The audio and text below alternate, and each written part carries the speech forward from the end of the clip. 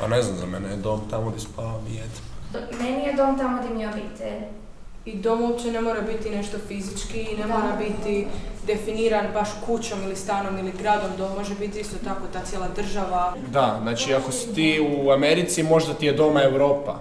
A kad si recimo u Londonu, doma ti je Hrvatska, kad si u Hrvatskoj, doma ti je Rijeka, kad si u Rijeci, doma ti je... Jer ja imam puno prijatelja koji nemaju dobru situaciju doma kao kod roditelja i na svojoj adresi, nego recimo u klubu gdje treniraju ili negdje drugdje. Tako da zapravo je dom od community. Po meni etiketu državljanstva ti sam sebi stavljaš, ne nitko drugi. Jer drugi ne znaju kako se ti osjećaš. Jer ti ljudi bi gledali, aha, znači on ne izgleda kao mi, znači on nije jedan od nas, iako to uopće ne mora biti tako, ali ljudi su možda nekako navikli na to da u državi svi izgledamo isto, da smo svi nekako isti. Da. Oni bi nas, ne znam, imamo škada da bi gledali kao da smo izdali Hrvatsku, zato što nismo katolici.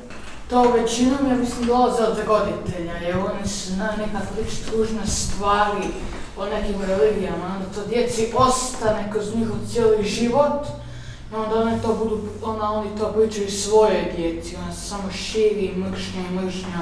Poskočite tancuri, nek se vijure se i udrite s nogami da se zemlja trese. Trajna nina nine naj, da se zemlja trese.